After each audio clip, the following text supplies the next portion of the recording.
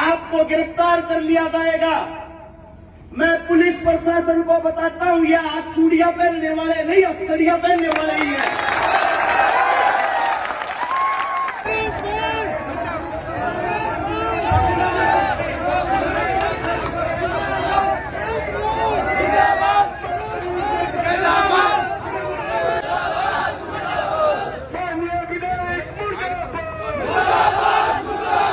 हरे सितारा जिंदाबाद,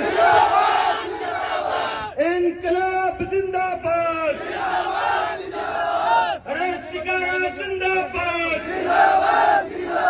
समाज सेवी एकता जिंदाबाद। सबसे पहले हरियाणा से आए हरस शिकारा की, जो यहाँ मेरा परिवार बैठा है, अगर मेरी जुबान में बोले आप सभी के चरणों में राम राम, आपकी जुबान में बोले अस्सलाम वालेकुम। अब आप सभी साथियों से एक विनती है, मैं भाषण नहीं देता, मैं हकीकत बताता हूं। उस हकीकत को गौर से सुनना है और सुनने के साथ साथ उस पर अमल करना है। राजस्थान पुलिस की आज चेतावनी थी, अगर आप राजस्थान में आए आपको गिरफ्तार कर लिया जाएगा। मैं पुलिस प्रशासन को बताता हूं, ये आप चूड़ियां पहनने वाले नहीं, हथकड़ियां पहनने वाले ही हैं। दूसरी बात, जो हमारी पुलिस प्रशासन है वो हमारे इन्हीं बुजुर्गों के बेटे, इन्हीं बुजुर्गों के बच्चे हैं। कम से कम अपने परिवार, अपने काका ताऊ की इज्जत और मान सम्मान करना चाहिए, क्योंकि जो सरकार है, सरकारें आएंगी जाएंगी, आपके पिता काका ताऊ यही रहेंगे। ये समाज इनसे है, सरकार से नहीं। राजस्थान की जब राजनीति देखता हूं मुझे हंसी आती है। ऐसा लगता है जैसे जीजा साड़ी का खेल चल रहा। पहले साड़ी ने आपको 5 साल लूटा और कहा जीजा जी कुर्सी पे आइए, अब आप लूटिए। मैं आप सभी साथियों को बता देता हूं, लड़ाई लड़ने से पहले यह पता होना चाहिए लड़ाई जीती कैसे जाती है। क्योंकि आप बार बार कहते हो बात करने के लिए बुला रहे हैं, बाप जी बात करने के लिए बुला रहे हैं। हम जो पट्टे की बात कर रहे हैं, अगर हमें लड़ाई लड़नी आ गई, बाप जी के गले में पट्टा घाल के इस चोट पे हमले करेंगे। वो नहीं है बाप जी, किसने बनाया, किसके दम पे बना है? आप लोगों के दम पे। लेकिन मुझे बड़ा दुख है, इस परिवार को अपनी ताकत का अंदाजा नहीं। आप सभी को बता देता हूं, कम से कम अपने बुजुर्गों को याद कर लो, आप लोगों को अपनी ताकत का अंदाजा हो जाएगा। जब शहीद आजम भगत सिंह, चंद्रशेखर, पंडित राम प्रसाद बिस्मिल, अशफाक उल्लाह, जिनका भी जिक्र था, छोटी छोटी बातें बताता हूं। जिस वक्त जनेऊ धारण करे हुए थे चंद्रशेखर, भगवान के नाम लेते थे, भगत सिंह पिस्टल निकाल के खड़ा हो जाता था। कभी पीछे से कोई गोरा लोग मेरे भाई पे पीछे से हमला ना करते। जिस वक्त अशफाक उल्लाह 5 वक्त की नमाज अदा करते थे, पंडित राम प्रसाद बिस्मिल बंदूक तान के खड़ा हो जाता था, मेरे भाई पे हमला हो गया। जब दोनों जेल में एक साथ का कोरी कांड में बंद थे, आप सभी को बता देता हूं, पुलिस प्रशासन गिरफ्तार करने के बाद हलवा नहीं छूट देती है। और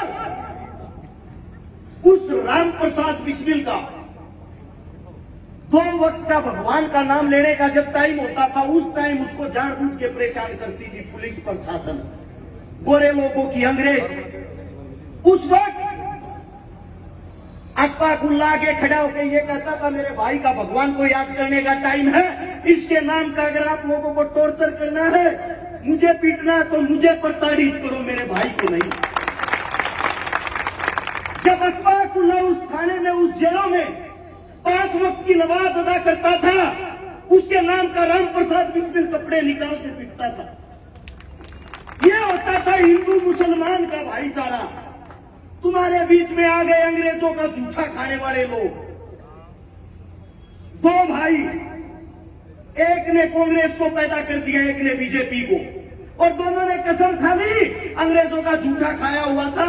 गुरुजी, गोरे अंग्रेजों आप चले जाओ, आपके सारे गुण हमने ले लिए, हिंदू मुसलमानों की लड़वा के बैंड बजवाने का काम हम करते रहेंगे।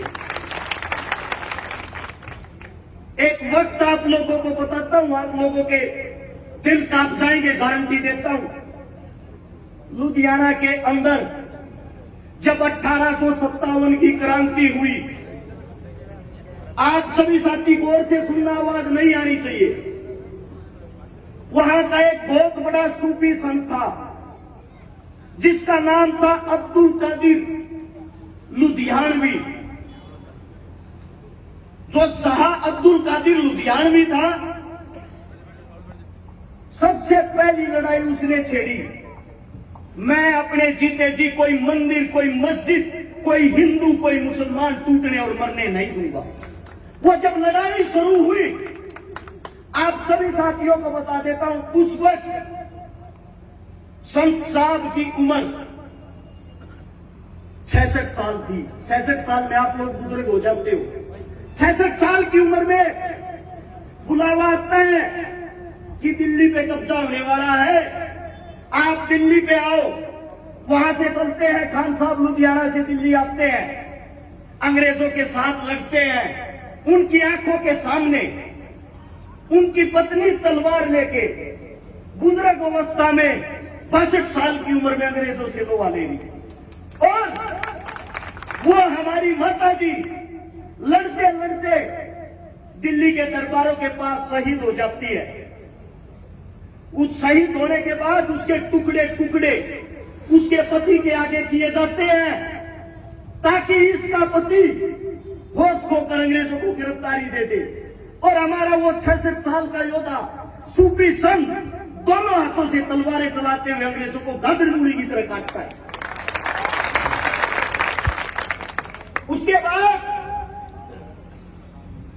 उसके बाद वापिस जाके लुधियाना को संभालता, अपनी पत्नी की लाश को नहीं, उसकी पत्नी की जो लाश है उसको ताबूत में ऐसे टुकड़े इकट्ठे करके कहीं से पैर उठाया, कहीं से हाथ उठाया, उसको यही मिट्टी दी जाती है दिल्ली के अंदर फतेहपुर। अगर आप अब भी जाओगे आप लोगों को दिखाई देगी। और यहां से जाकर 1860 में लुधियाना के अंदर हमारे उस सूफी संत का शरीर पूरा हो जाता है। अब तो उन्हीं का एक पड़पोता था हबीबुर रहमान। जब भगत सिंह ने असेंबली में बम फेंका, भगत सिंह के परिवार को, भगत सिंह की मां को, भगत सिंह के भाई को कोई फना देने वाला नहीं था। उसी के वंशज उस हबीबुर रहमान ने कहा, ए भगत, अगर तुझे उंगली भी लगेगी, इस खान साहब के जिस्म को छू के लगेगी, ये घर तेरा है, यार है। आज भी भगत सिंह के पड़पोते उस परिवार के साथ जाते हैं, उस परिवार के पास जाते हैं और हाथ जोड़कर कहते हैं, आप वो लोग हो जिन्होंने हमारी वंश वेद को बचा लिया। एक आज की दुनिया है, 2 टके के भाड़े के नेता चंद पैसों में 2-4 करोड़ में टिकट लेके आते हैं, माइक पकड़ा, हिंदू मुसलमान करना शुरू, और आप लोग उनके बहकावे में आ जाते हो। सबसे पहले जो आप लोगों के अंदर ये दूरी बनी हुई है, इसको खत्म कर लो। आपको हराने वाला इस धरती पे कोई नहीं है। और लड़ाई की बात आती है, अब लगभग, अगर मैं यहां देख रहा हूं, लगभग 3000-4000 साथी होंगे। आप सभी साथियों को कहता हूं, अगर एक जवान बच्चे का झगड़ा हो जाए, फोन करके 1 मिनट में 10 साथियों को बुला देता है। और ये तो झगड़ा आप सबका है। मैं आप सबसे कहता हूं, यही बैठे बैठे फोन मिलाओ अपने यारे प्यारे रिश्तेदारों के पास और उनको कहो, आज हमें आपकी जरूरत है। मैं गारंटी देता हूं, अगर आप 10-10 आदमियों को बुलाते हो, 30-40 हजार आदमियों की संख्या यहां सुबह हो जाएगी। और जो आपका बाप जी है, वो खुद पट्टा पहन के रेंगता हुआ यहां आएगा। और रही बात डराने की, धमकाने की, मैं मैं गहलोत सरकार को बता देना चाहता हूं, हमारे बुजुर्गों को पहचान लो। इन्होंने आप लोगों की तरह अंग्रेजों का जूठा नहीं खाया। इन्होंने जहां से मिट्टी उठाओगे वहां से इनके बलिदान की खुशबू आएगी। इस मिट्टी के लिए हमने अपना रक्त बहाया है।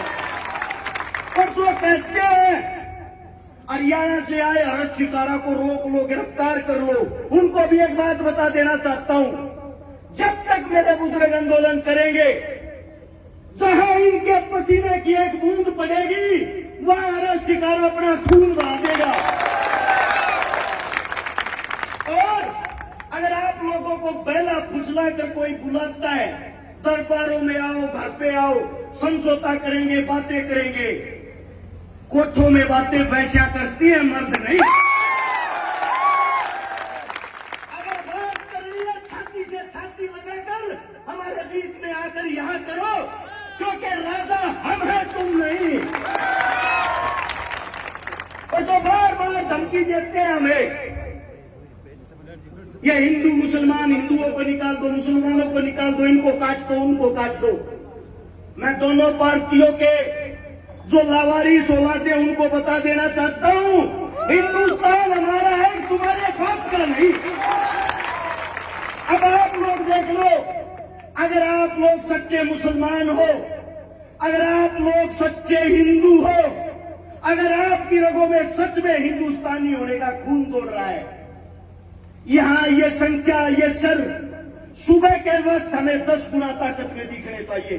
चाहे आप घर जाओ, गाड़ी, ट्रेली, बाइक जिसके पास जो है वो करो, या यहां बैठ के सबके पास फोन करो। अगर 10-10 आदमी जोड़ने में आप कामयाब हो गए, समझो अगले 12 घंटे के अंदर नतीजा आपकी तरफ होगा। अब आप लोगों को फैसला करना है आपको आंदोलन कितनी देर में खत्म करना है। अगर आपकी ये जीत हो गई, मैं वादा करता हूं भविष्य में आपको हराने की कोई कोशिश नहीं करेगा। आंदोलन जीतने से पहले आंदोलन लड़ना सीखो। रही बात गिरफ्तारी की, अगर पुलिस प्रशासन किसी एक को उठाती है, उसी वक्त थाने में जाके 1000 बैठ जाओ और कहो हमें भी बंद करो।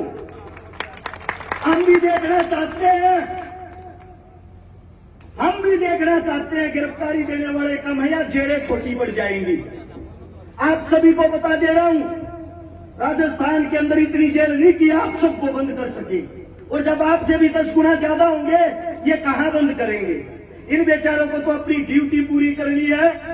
मैं हाथ जोड़ के पुलिस प्रशासन से विनती करता हूं, हम आप लोगों का मान सम्मान इज्जत करते हैं, कृपया सरकार के बहकावे में आके झूठी दोष हमें ना दे, क्योंकि सरकार पट्टा लिखवा के नहीं आई।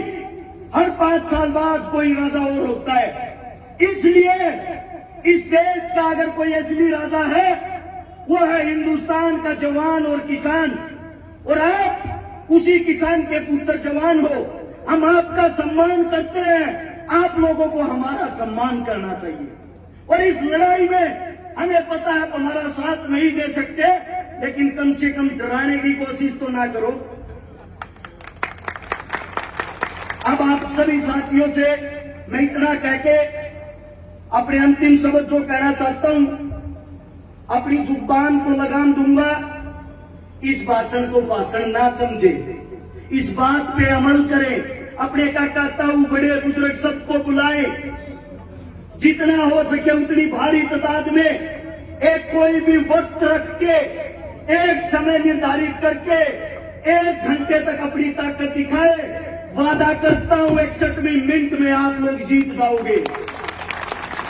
और जब भी आप बुलाओगे, जब तक ये शरीर जिंदा है, ये सांसें जिंदा है, झूठी बात में झूठी जुबान कभी नहीं करता। जिस वक्त बुलाओगे, आपका बच्चा, आपका बेटा उस शीश झुकाते हुए आपके बीच में मिलूंगा। आप सभी साथियों ने इतने गौर, इतने प्यार से मेरी बातें सुनी, आप सभी के चरणों में नमस्कार। और एक जोरदार नारा उस पट्टे वाले बाप जी के घर तक पहुंचना चाहिए। हम सब एक हैं का नारा मैं बोलूंगा, हम सब, आप बोलोगे एक हैं। तैयार हो?